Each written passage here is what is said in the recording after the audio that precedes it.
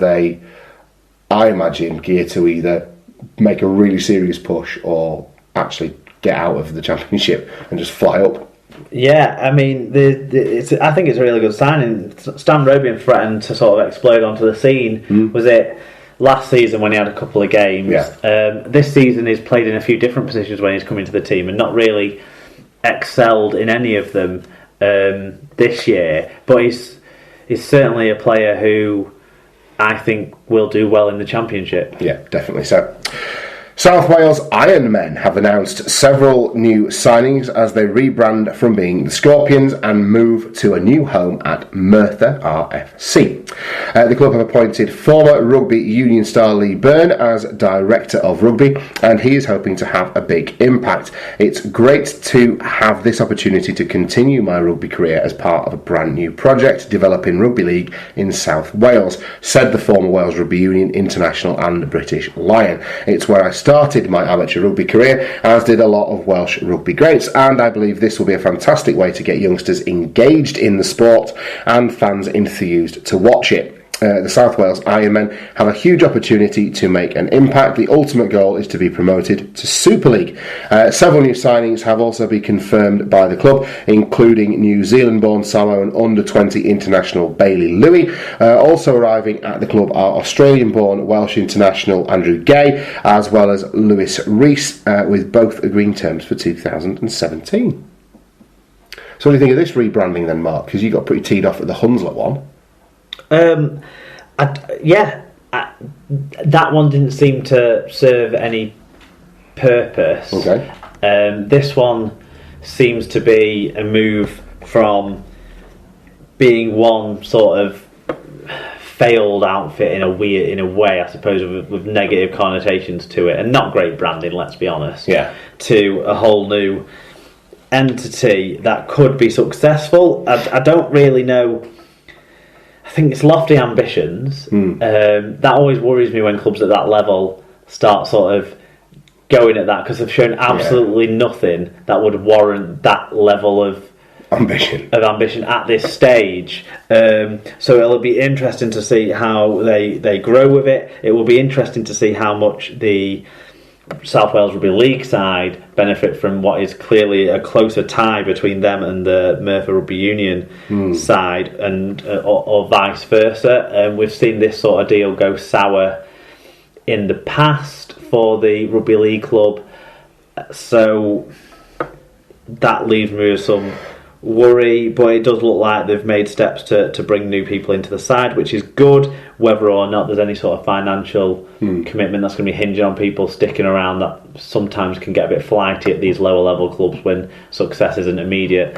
I don't know. I hope that's not the case, because rugby league in South Wales, there's so many great rugby league greats from South Wales that rugby league should have a great presence in South Wales. So I would hope that eventually in the long run that would happen. We had Oliver Smith got in touch, actually, who maybe knows a bit more about all this. He certainly seems to be more informed than we are. Yes. with looking into stuff. He said, "Alright fellas, just wanted to give you a comment about the news of South Wales reforming to Ironmen for this week's pod. As a fan of RLDS, I wish South Wales all the best with the new formation and relocation to Merthyr. They do some excellent work in that area, especially at under-20 level. However, as an outside fan looking in, I find it hard to see this as a step in the right direction. I feel like the club are losing their identity and are just using the Ionian club name. Not great that this will be at least 5 relocations in the last 4 years either, making it very hard to form a group of supporters behind the team. Also, Merthyr as a town makes Lee look like Vegas. It's that dull. Anyway, I hope to be proved wrong and wish them all the best. Would be interesting to hear your thoughts." Well, there you go.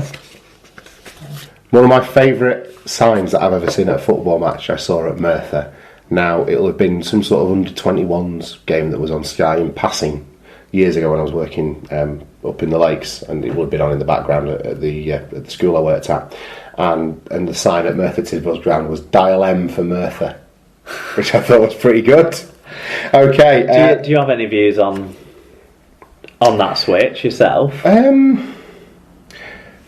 Look, if it provides, I think the idea of the talk of Super League and stuff like that just makes it all it's probably a bit OTT, that side of things. What I would be looking for if I was in Lee Byrne's position would be to stabilise the club. Now, what that means is get to a point where you're not quite so nomadic around the area that you're in, and stabilise to the point where you've got the ability to develop and grow. Because without any foundation and a home, it's always going to be somewhere that players don't necessarily want to go to, and it's not exactly a selling point for the South Wales Scorpions to have been constantly moving around. So I think if they can build on that, and as Ollie alludes to here, if youth and under-20s rugby is something that's that the local area is passionate about, and that's something that they can harness, then that potentially is a gold mine of talent for them. Yeah. But success and stability need to come first before they can really start, reaping the rewards from that. So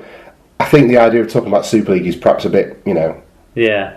I mean, it smacks of spin for me. That's the problem. If you'd say what we want to do is stabilise and we want to be challenging at the top end of League One and grow from there in a sustainable fashion, I'd say what a tremendously, what a great way to look at. The first aim is to not finish in the bottom two. The next aim is to be the biggest club in Wales, and then the next aim is to get promotion to the Championship. That would be. Yeah, and that's a 5 to 8 year operation. Yeah. Ollie's point about losing their identity, I think he makes the point himself counter to that they don't really have an identity. They've moved around so much, and they've not been in existence long enough for them to have created any sort of real strength of brand and have an impact on that level. So I don't worry about it from that side of things, as long as they can now settle roots down like you're talking about. Well, the problem is the neck of the woods that they operate in has 2 or 3 very successful, very well funded rugby union sides. South Wales, you've got people like, throughout Wales, you've got Cardiff Blues, Llanelli, all these Ospreys, people like that, who are massive established brands. They've got to grow and come out from within that culture almost to be a Super League side. They've got to live within their means and do it sensibly, I would say. And good luck to them. Good luck to them. Hemel Stags have released a statement about an innovative partnership they've created with Championship club the Dewsbury Rams. In a move that has caused some confusion, the Stags have announced that they will be moving their training base to Dewsbury's Tetley Stadium. Training will take place on 3 evenings every week, which will see the Stags and Rams squads integrated. Dewsbury Rams chairman Mark Sawyer said this is a truly exciting development for Dewsbury Rams and for Hemel Stags, and one which I am confident will reap dividends for both clubs.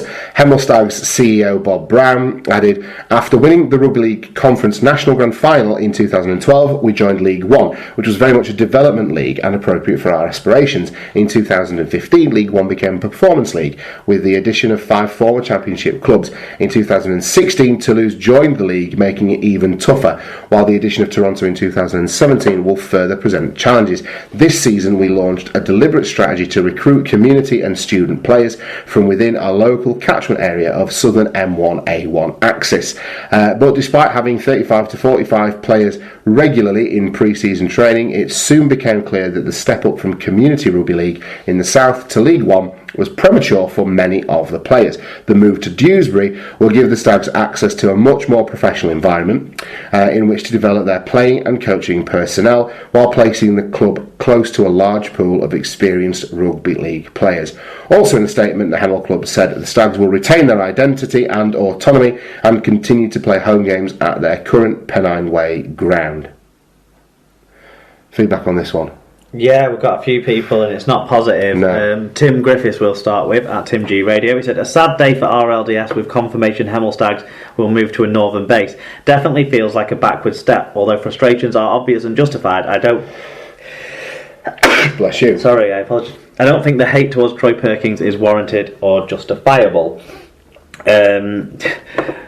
Then Chris Macy got in touch. He said, I've got to mention just how pissed off that the news from Hemel has made me. How the hell is that going to help develop players from outside the heartland? How is this going to appeal to the youngsters in that area when everyone has to piss off 170 miles north after work just to train and then back down? They will lose all their southern-based players and essentially killed off the club. I feel it's utterly deplorable and smacks in the face of what these clubs are striving for in a results-based league. Piss off is it. It's a chance for clubs like that to grow and develop and take many, many years, and they've just shat all over it. Strong words from Chris there. Yeah, I tend to agree with Chris. I was utterly astounded at this. If this sorry, carry on. We'll do Ollie Smith and then we'll... Yeah, go ahead. So Ollie Smithy, at Ollie_Smith97, he said, only see today's news about Hemel as another backward step for RLDS. But then again, it's only the same as Toronto will do at Bradford next year. Still doesn't sit right with me, though. Think the comments towards Troy are a bit harsh, in my opinion. Well, first of all, it's not the same as what Toronto are going to be doing at Bradford next year, because the Toronto at Bradford thing is necessary to facilitate a team from thousands of miles away, essentially paying to enter our competition. Yeah. That's not what's going on with the Hemel Stags. If this was just if this was a factory, right, and the owner of the factory turned around to his employees and said, right lads, you've all got your jobs, good news, we're moving the factory to Dewsbury because it's more cost effective for us, and that's it. Brackets. We can pick up some better workers and become more competitive by working there. You lads have all still got your jobs, you just have to commute 170 miles or 340 miles round trip every day to go do that. But you've still got your jobs, so don't worry.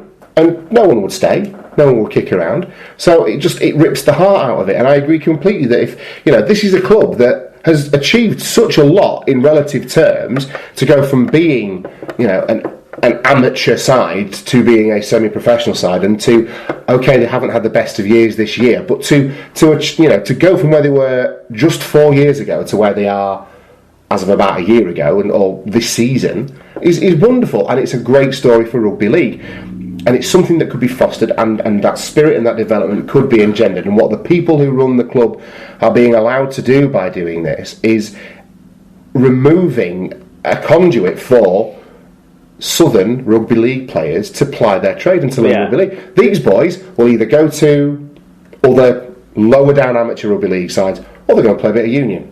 Right. And all of a sudden, any traction that you've gained in the Hemel area is eradicated, and I'm not entirely sure for what purpose. Right.